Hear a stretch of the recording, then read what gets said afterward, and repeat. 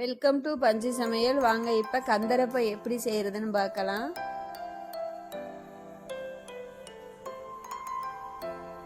நான் ஒரு உலக்கு பச்சரிசி எடுத்திருக்கேங்க.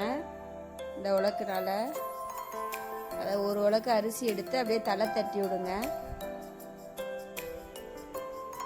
அப்படியே தட்டி விட்டுட்டு அதுக்கு மேலே உளுந்தள்ளி வைங்க.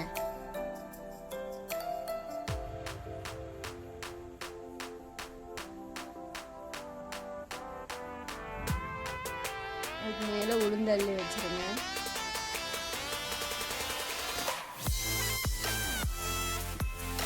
அவ்வளோதாங்க. ஒரு டீஸ்பூன் வெந்தயம் போட்டுக்கோங்க.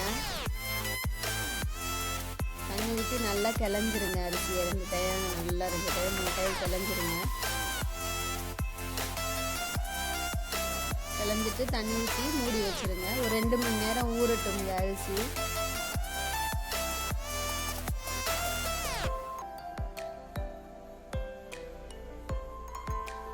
ரெண்டு மணி நேரம் ஆயிடுச்சுங்க. இதை எடுத்து மிக்சி சாரில் போடுங்க. இந்த மாதிரி ஊறணும் அரிசி நல்லா. நம்ம நிறைய போட்டோம்னா கிரைண்டரில் போட்டுக்கலாங்க. நான் ஒரு உலக்குங்கிறதுனால நான் மிக்சி சாரில் போட்டு நைஸாக அரைக்கணுங்க. நல்லா தண்ணி இல்லாமல் அரிசி மட்டும் அள்ளி போடுங்க. போட்டு லைட்டாக ஒரு அடி அடிச்சுக்கோங்க. அதுக்கப்புறம் தண்ணி ஊற்றாமல் நான் 1/2 கப்பு வெல்லம் எடுத்துருக்கேங்க. ஒரு வெல்லம் எடுத்து நச்சு அள்ளி வச்சுருக்கேங்க. அதை போட்டுக்கோங்க. நமக்கு தேவையான தேங்காய் பூ டேஸ்ட்டுக்கு போடுறதுங்க. தேங்காய் போட்டு நல்லா நைஸாக அரைச்சி எடுத்துக்கோங்க. ஏலக்காய் 2 போட்டுக்கோங்க. அரைச்சிக்கோங்க. தண்ணி பத்தலைன்னா கொஞ்சம் தண்ணி ஊற்றி நல்லா நைஸாக அரைச்சி எடுத்துக்கோங்க. நல்லா நைஸாக இருக்கட்டுங்க. ரொம்ப தண்ணி இல்லாமல் மீடியமாக இந்த இட்லி தோசை மாவு மாதிரி அரைச்சி எடுத்துக்கோங்க. அப்படியே மூடி வச்சுருங்க. 1/2 மணி நேரம் வெளியிலே இருக்கட்டும். அதுக்கப்புறம் நல்லா மாவை நல்லா கலக்கிக்குங்க. கலக்கிட்டு எண்ணெய் ஊற்றி ஒரு கடாய் அடுப்பில் வச்சுக்கோங்க. எண்ணெய் ஊற்றி நல்லா காய வைங்க.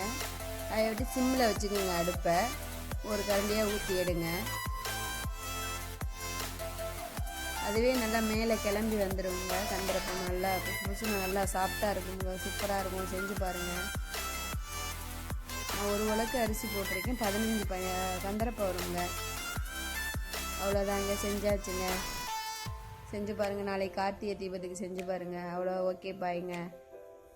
லைக் பண்ணுங்கள், சப்ஸ்கிரைப் பண்ணுங்கள்.